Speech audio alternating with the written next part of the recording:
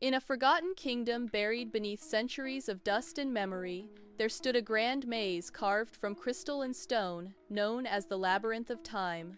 Legends said it was built by an ancient civilization that sought to control the flow of moments themselves. But when they tried to trap eternity, it trapped them instead, and the maze became alive, twisting endlessly between past, present, and future. Those who entered seeking answers were never seen again, until one fateful evening when two lovers, Flora and Curman, crossed its gates. Flora was a healer gifted with the power to sense emotions through touch. Curman was a warrior whose courage had saved kingdoms but whose heart belonged only to her. When their world began to crumble under the curse of a timeless storm, they sought the labyrinth, hoping to find the mythical clock of ages said to turn back destiny itself.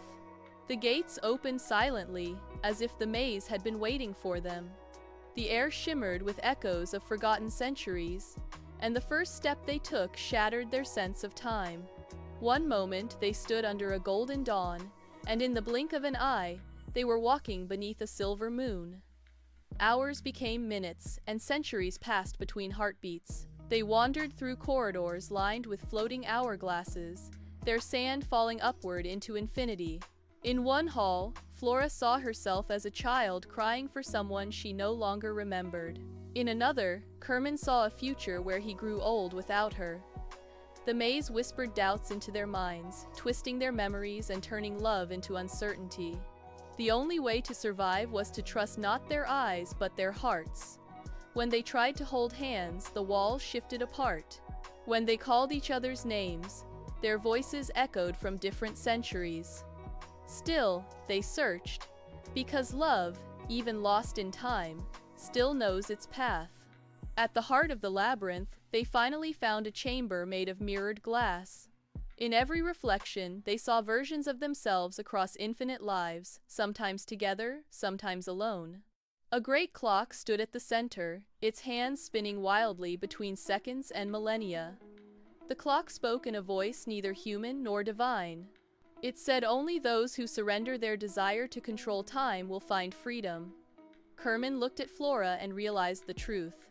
They had come seeking to change fate, but all along, the maze had been testing whether their love could survive its storms. He took her hand and whispered, "I do not need forever. I need this moment with you." As their hands met, the mirrors shattered, the clock stopped, and the labyrinth began to dissolve around them. The storm outside faded into light, and time itself stilled, as if bowing to their bond.